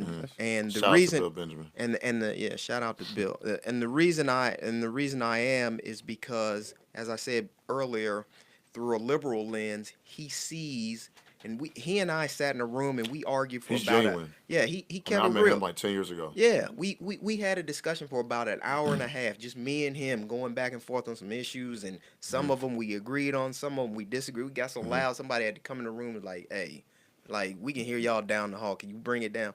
But at the end of the discussion, what I walked away with is he sees criminal justice and policing through a liberal lens. Like, you can't talk to him without him talking about Dejon Anderson getting killed, and how he wants to fix the or bring the PAL Club back, and how not just the PAL Club because it's good for kids, but that he sees that if I work with these kids, and his vision for the PAL Club is I get them when they're 14. Yeah, my but I'm aunt was over that. Yeah, but I'm rolling with you till Yeah. you 18, 19, 20. He sees it not just as mentoring and tutoring. He sees the PAL Club as a way of reducing crime. They took That's- that away. Well, I don't know all the specifics of it, but My aunt was over that, man, for like 30 years. and you can't put a mic in his face and him not talk about that. Wow, And okay. So what I'm saying is you juxtapose his positioning on law enforcement with someone from the past. Say take former police chief Riggs. Now, anytime you would ask Riggs about crime, the same way that you couldn't stick a microphone in Benjamin's face and he not talk about the PAL Club, you stick a microphone in Chief Riggs' face, he's going to tell you there's a certain percentage of individuals that's committing 40% of the crimes.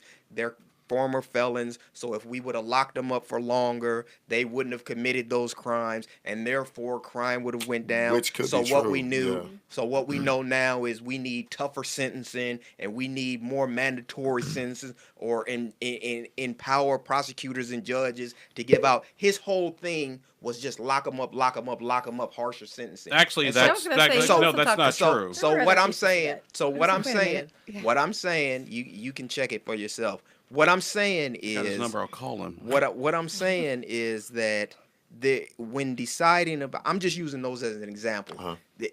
My point is, when you're deciding about a candidate, again, I just go back to how you see the world, and then analyze that candidate based on your worldview or Yeah. your idea of how to solve problems, and see if there's anywhere in that candidate's platform. You're not going to agree with everything. There are things I fundamentally disagree with Benjamin on, but overall, the way I see law enforcement is more in line with the way he sees law enforcement than his primary opponent. That's why I'm supporting him. Yeah, And so back to the education piece, your sheriff is over the jail and the courts. And so if you're looking And into sex offenders and service and process service. yeah, so if you're looking into who he just endorsed, those are the things that they're responsible for when we're talking about hiring. So just wanted to make sure that Yeah. pull it back to that to make sure that you we're in line there. Yeah. Absolutely. We have to have a part two of this. Yeah. Yeah. We I have was to. gonna ask if you can come back. We have to. I definitely before wanna- November. Yeah, I definitely want to do one. You Yes. talked about some of the candidates.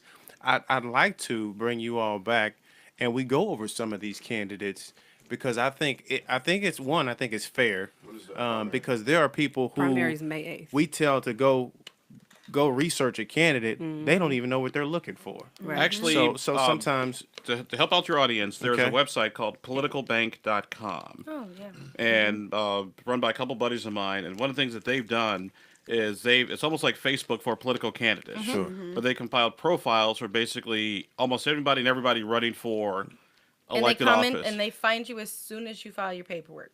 wow, Just that's awesome. in case there was a question What's the about site again? Political. Bank. Politicalbank.com. Okay. See, some of this stuff is like, who would know that? Right. But You know there's, what I mean? but Yeah. there's this thing though. So in the event that you find a candidate that's not got their stuff there, Right. just know everybody they literally chase candidates after they file their papers. So if they didn't take the time to fill out their stuff, maybe they just became a candidate. Give them a could little bit be. of time. But if Yeah. it's never Placeholder. if it never shows up, Mm-hmm. take that into account with your Right. Gotcha. Yeah. Right. But I also want to make sure it's mentioned too. IndianaVoters.com. IndianaVoters.com. Okay. From an aspect too of protecting your vote, but also knowing too, like the day of elections, you know you are going to the right polling place, who's going to be on your ballot. Maybe, for instance, you need to update your voter registration information. All of that can be done on that website. Literally, when you pull your info, it is going to go down to the dog catcher. I'm just kidding, but down to the township Okay. as far as who you elect on each jurisdictive level. So definitely check that out. And the information is linked to the Indiana Secretary of State. So it is the most reflective of your public record and how you vote. Please share that link Yeah. in our news feed. Uh-huh. And And so if you're not registered currently for the primary, It's too late. It's too Too late. late. But it reopens on May 22nd, so you can get registered for the general election. All right. Absolutely. Can I say one Sure. thing? Go ahead. Sure. I promise I'll be quick, but I'll get in big trouble if I don't say this. I am the campaign coordinator for a race, and I have to just give one real quick plug to the candidate that I'm working for in Pike Township, Annette Johnson. Jeanette Johnson. You know she got to be good if Abdul know her name. But she- Their race is on my radar screen. That has been so much fun to watch. it is a race. She's the non-slated candidate, but the numbers are there for us, and we're doing good. You can find her. She does have a website, www.annettejohnson.net. But she's running for Pike Township trustee, which means you have to be a resident of Pike Township to vote for her. But do a little research on her, or you can holler at me, and I'll tell you a little bit. That girl more has about billboards. I was like, God bless America. This is going to be fun. her. Billboards for a township race, baby. since you brought her up, and you brought Benjamin up too, but since you brought her up, what is something that that makes her a plausible candidate in your? She didn't give in your herself a eyes? $25,000 raise. Say that the current, I'll say it. The current person, township trustee basically gave herself a $25,000 raise, and the so way she she makes did it, $100,000 as trustee. As a trustee. and the way she did it was she included in the budget, and they had to have a full up or down vote. They couldn't like take out her $25,000 raise. Yeah. So Abdul, how about we all have this conversation? $100,000 as a township trustee, right? Mm-hmm. What do some of our other higher level elected officials make? Because Marion County is pretty low paid. Yeah. She makes, but when the township trustee makes more than the mayor of Indianapolis, Are you serious? I just wanted to make sure that we kind of got that out there. If we were That gonna needs get to be something out said, there. and that's Are why you she's running. serious? And she has said, Annette has The made mayor it done clear. nope. $100,000? The township basically, if you look at Marion County, you Yeah, divide school it. principals to make more than the mayor. If you look at School Marion. principals make more than the mayor. Depending on where they are. Yeah, uh-huh. if you look at Marion Yeah. County and you divide it up most of 'em. into 9 squares like the Brady Wow. Bunch, the mayor oversees all 9 squares. Lula only oversees the Marsha Brady portion of the square, and she makes more than the mayor. And she does. makes more. Wow. And my candidate Wow. Annette has said that once she's elected, the first thing she's going to do is reduce the salary back to what it was before That means she's that willing to take candidate. a pay cut. She's going to take a pay cut, and the to answer your question, one of the major things that trustees do is they provide emergency relief. People come in, they need a bill paid, or they're in some type of Right. financial difficulty, they'll pay the bill. She wants to continue that, but the thing she wants to bring in is some workforce development, some job training, some financial literacy, some type of program, Right, so because that you can't give that without, well, you that just don't want to be you're get- right. So the right. idea is so that if we do help you, that you won't come back next month in the same Right. situation again, and building relationships with. There's so many businesses in Pike Township. We got brothers coming home from incarceration. They should be able to come into the trustee's office and say, "Listen, I just got out the joint. Can you get me a gig?" She should have built relationships with the businesses there. She can, hey, I know somebody doing a landscaping business Okay. that'll start you getting off your feet. So those are some of the things that she's trying to implement. As opposed Thank to you giving for herself a that. $25,000. Right. And instead of giving yourself 25 loans. And that's awesome. I mean, and that's what you like to see. Yeah. Right. Yeah. If you can do that in good faith, I think that you should. What was you gonna say? So it's not going to be a like thing, but I'm going to put it out there anyway. It is very much important as far as what the whole fundamental bit of our conversations today. Yes. Take the grain of knowledge that has been provided, yet also understand who else is out there too. Right. Yes. yes. And so, for instance, for instance, we do have very passionate, motivated individuals backing candidates. Know every candidate. Right. Know every candidate. Yeah. And again, that's not me saying I'm endorsing one thing or another. Again, it is all about what moves you to go to that ballot box. And as Adrianne indicated earlier, is suited for the hire. So just This sharing is that. probably one of the most heated primary seasons we've It's had in a long very time. with some of heated these races. primary. It is. No, it's Yeah. the most heated primary since the last one. Quick Yeah. question. No, there's three-way ties in multiple places Yeah. that we wouldn't Quick have expected question, to and see we'll 'em. we'll end it on this note. If the tide swings red or blue, Where? I mean, like locally, I mean, obviously we were speaking individually, Yeah. and Indiana's a red state. But Marion County is a blue county. Blue County. Marion County is Blue County. Does that make a difference locally when it comes to Oh, yeah. whether it swings red or blue? I would, Oh, yes, massive, I would argue, yeah. I will respectfully disagree with that. I mean, technically, there's no Republican or Democratic way to run a city. Either you're a good None. administrator or you're not. Correct. I mean, it's that either you fill the potholes, you pick up the trash. It's Right. that simple. Plan for infrastructure or you don't. Yeah. But I'd have to say, in our voting is a primary example. And thankfully, we were able to get vote sites. How many of our municipalities anchors where there are pockets of African Americans and other individuals of color are being scrutinized on the state level of saying, oh no, we can't follow that. But there's different areas such as Lake County, in St. Joseph that are not being held to the same standard. I mean, you are right, like where we may not see change, it again should be into the character and administration. Yet we have to also see that even though it's local, there are still other levels, such as states, that are causing other hindrances from happening. But just to piggyback on that vote center thing, because I knew this was going to come up. Yeah. Actually, one of the biggest obstacles to vote centers in Marion County have not been necessarily Republicans. It's been Democrats because they don't want vote centers for the primaries. They didn't have a problem with vote centers for the general election, but the primaries, as we see with Annette Johnson and her race with the township trustee, Bill Benjamin and his race with Kerry Forstall, if you have vote centers, then people are coming from all over the place. Somebody may live in Franklin Township but may live in Pike but work in Franklin. You go to like the Franklin Township's office and you vote. You start screwing up the system because you can't necessarily keep track of who has done what. So when people talk about vote center this and vote center that, well, there's a little bit more. Get all Paul Harvey here. There's a little bit more to the story now. Vote centers don't bother me at all as long as you make sure that the software with the electronic polling books is safe, because once you have an electronic system, any electronic system is capable Right. of being hacked, which is why we had some Facebook issues. Right. You're right. So, Yeah, and I was going to say, so in 2013 when we were studying this, the systems that the electronic poll books were held in were still running Windows XP.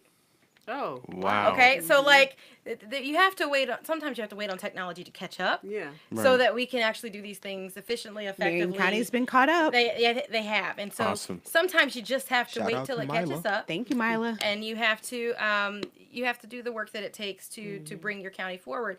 But once again, that's a product of people voting. That is a product of people asking for accountability. So I'm a member of the African American Coalition Steering Committee by way of being the president of the exchange, and it's a constant conversation and a push.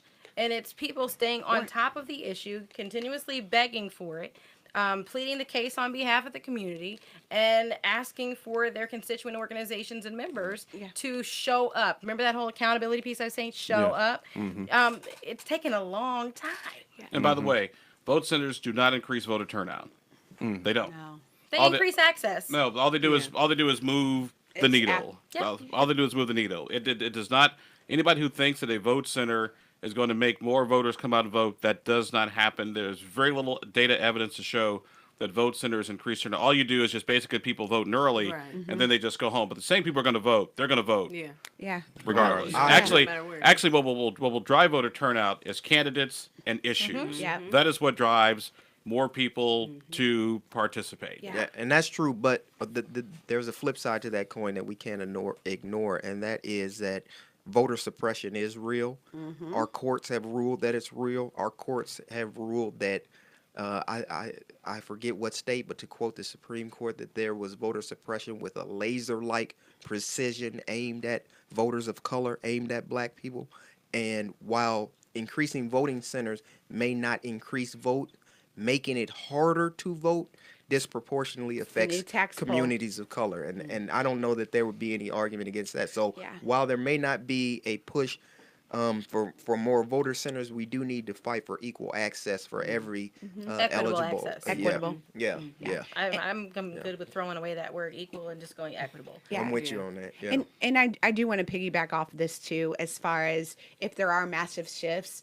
I know we did point on voting centers just as one example, but say for instance, right, where a lot of your democratic bases have been here in our municipality areas, being at the State House previously,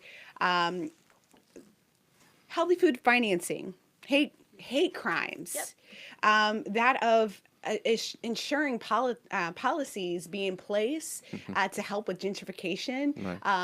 There's a plethora of things. Individuals working for school to prison pipeline. It continuously gets off the chopping block, not seen as a priority, and literally goes into bye-bye land, which is the Ways and Means Committee. And I'm sorry, like, we have to realize that if there are shifts, our issues need to be able to shift and be reinforced into whatever candidate is there. Ashley, Or- while you're on that point, can you tell people how you sign up to like track bills? Oh yeah, Because I think that this yeah. goes back to when you were asking It's this about question and I was tracking. trying to talk about accountability. If you're tracking bills, you know who it was that introduced it, you know how the Yep. person that represents you voted, and you can engage them better. So how do they sign up for that? So from a statewide level, the website is iga.in.gov. Indiana General Assembly. And IGAs. Yeah, thank you. Indiana General Assembly. You're able to find out who represents you there. You're able to actually live stream. So guess what? You may not be able to be there, but you can live stream. Actually, it archives any of the recorded committees and general sessions. Most importantly, the website is so interfaced where you can see maybe you're interested by a topic, right? It lists the actual bill, topic, Sure does. who wrote it, most importantly, and Where it is where it currently. is, all of that. But there's a little secret sauce that I called on there. If you click on a bill, there's what's called the fiscal note. The fiscal note is literally a nonpartisan, which is your legislative services agency, LSA, and it gives you what the impact is if this bill comes in. And it's in kind of didn't know everyday about that. terminology, not like Indiana code. Wow. this section, blah, blah, blah. Like, it is the best breakdown So of Ashley's how you can giving you get the bills. cheat sheet Yeah. to your state house. And so as far And as local's different, too. Yeah. So I mean, as All far right as I'm now. concerned, you have to do the work. Yeah. Right. But technology has improved some things and made it so that it's possible for you to pay attention.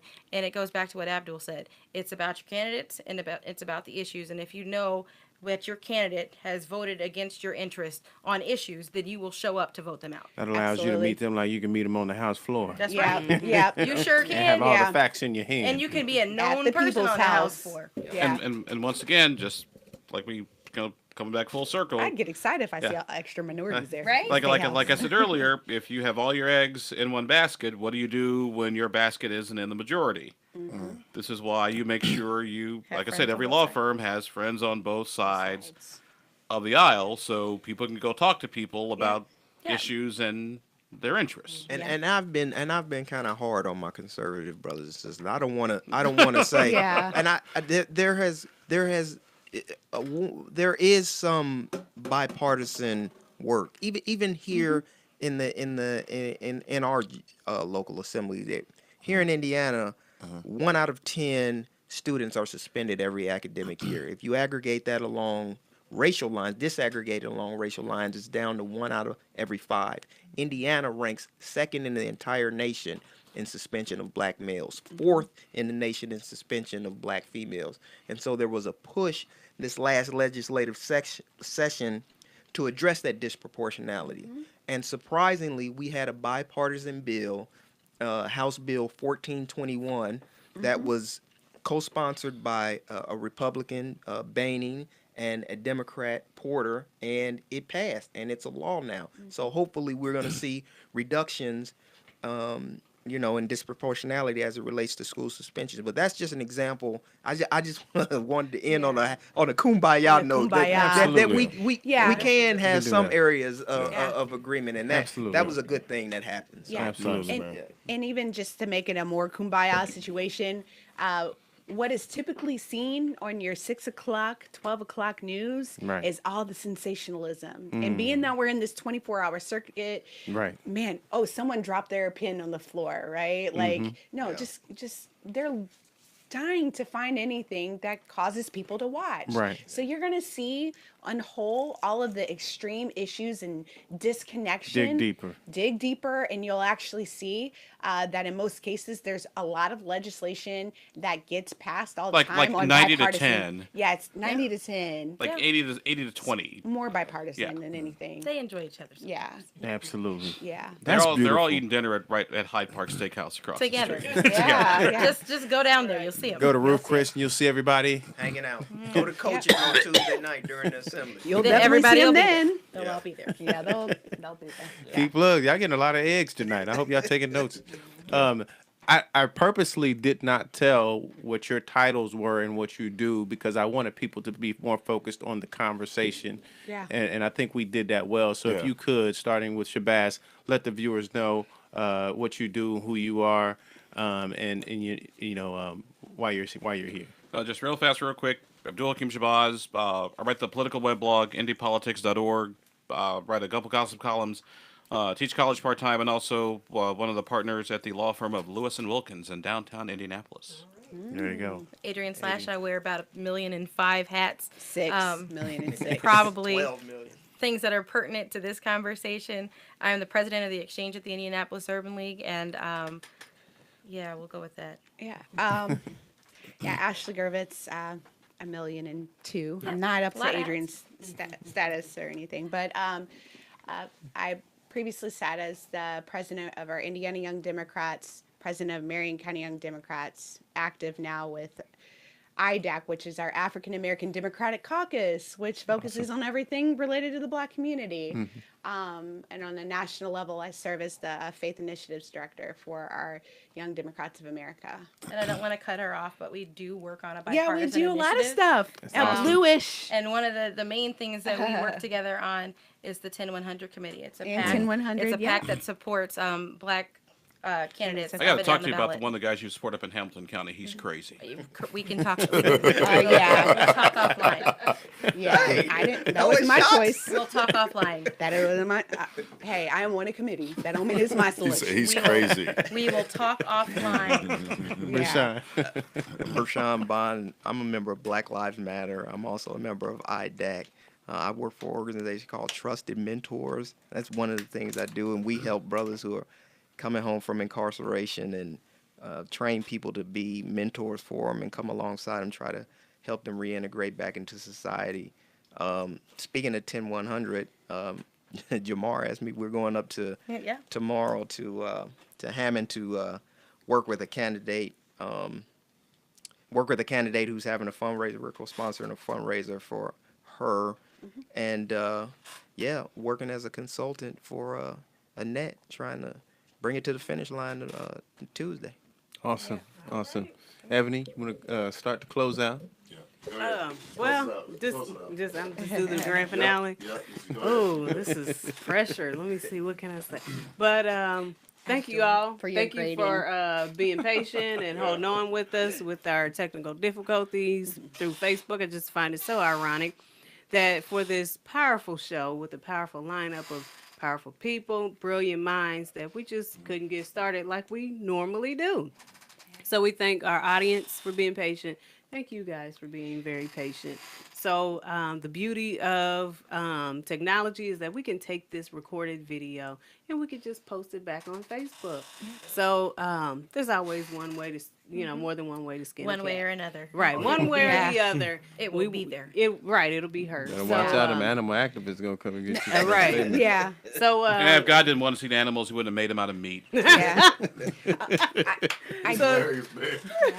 What? One last thing. It would be horrible if not, because I always give thanks for her, but my shameless plug for Congressman Andre Carson. Awesome. Yeah. Shout out to Andre Carson. Shout out the Yeah. hip hop politician too. But absolutely. also thank you all for creating this platform. I think Appreciate it's it. appreciate very you Yes. for important. coming on. Yeah, what y'all thank you. do. Thank you for your support. And actually, I'm going to you. freak you guys out. Andre and I actually get along very well. He's the good. best. That's Gonna good. say, I hope to see him We when I get to disagree DC on next like week. 90% of everything, but actually we get along very well. Yeah. And have a lot of respect for each other. That's And that's how awesome. it should be. Yeah. So hopefully you guys will be back Oh, before yeah, November, Oh, yeah. and we'll have another discussion. I've learned a whole lot. I'm pretty sure our audience, viewing audience, we have so many takeaways. Treat your candidate like they're on a job interview. That's right. That's the best. That is the still right. in that. I've never Yeah. thought of it that way, and that is a good way to think about it. So, yeah. So, did you guys have anything Nope. else you want to add? Yeah. Okay. LeBron I did want to won. say that the LeBron Gray Area won. does not endorse any particular candidate on the Gray Area show. We have our own particular endorsements personally, but as the Gray Area, since we like to be the Gray Area, we don't endorse any specific candidate. But everybody else, do your research, Do your research. Do your Or else I'm research. going to Interview. come get you. do your background check, do all those things, and vote wisely. And you don't have to wait till May 8th to participate. You can All right. actually go Still vote vote right early. now. There's extended hours down at the City County building. So please exercise your right. And we actually have in Marion County record early voting turnout right now. Yes, record. Oh, So do what you got to do. and Abdul, you're grading. Are you grading papers or No, he has a final to give I him. got to give a final. you got a final? Yeah. A Final and grading. to give out. Okay, so all of Abdul's students just know that you might get an A because he's half asleep and he'll be half asleep No, you tomorrow. won't. So you might get an A on that. I get on final, that just so you know. All right. Not with him. No. All right. Well, I'm in thank a you bad guys. mood Thank you, now. viewers, for listening. Thank y'all, man, for coming. He's Peace gonna- out. Appreciate it, gonna- guys. He's going to get an energy drink and some bacon and be ready for him. Applewood. bacon. Whiskey and And whiskey and Get out applewood and bacon. movement. You remembered. And a damn cigar. Hey, thank you all. We'll see you guys Thank next you, week. thank you, thank you. Thank you. Peace. Thank peace. you. I love you.